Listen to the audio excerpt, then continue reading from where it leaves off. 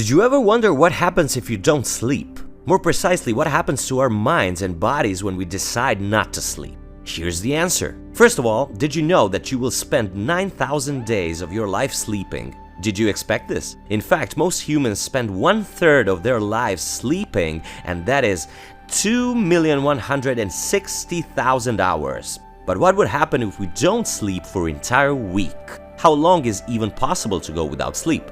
Few days or few weeks? First, your body won't be able to rest and recover. That's because every single person needs 7.5 to 8 hours of sleep, no less than that. If you get less, you start a process called sleep deprivation.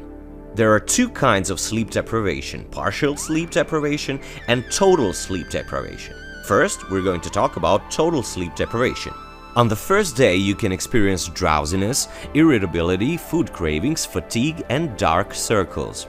I believe that all of us had experienced this at least once.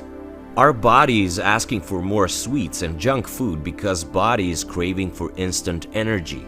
Then we can experience increased appetite and increased inflammation. When we stay awake for the second day in a row, after 48 hours we will experience hallucinations, anxiety, and extreme stress.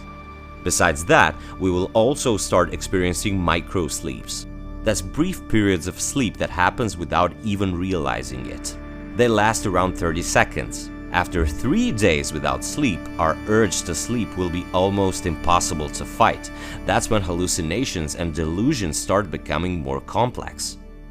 Your micro-sleeps will also become more like naps because our brain is doing its best to make us go to sleep.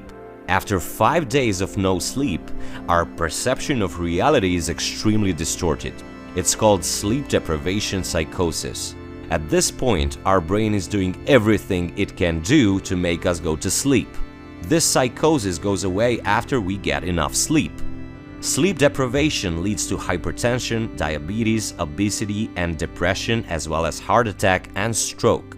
Sleep deprivation experiments on rats generally lead to death after about 2 weeks, but scientists aren't totally sure if they're dying from the lack of sleep or from the stress of constantly being woken up. Fatal familial insomnia could be an answer. That's a rare genetic disease of the brain which causes progressively worsening insomnia or sleeplessness, leading to hallucinations, dementia, and ultimately death. This disease has only affected around 100 people in the world, but their average survival span was around 18 months. Over time, the lack of sleep becomes worse and the body's organs begin to shut down. So, lack of sleep won't necessarily kill you quickly, but continuous deprivation will have a negative effect on your body. So to avoid all these symptoms and problems, simply get enough sleep.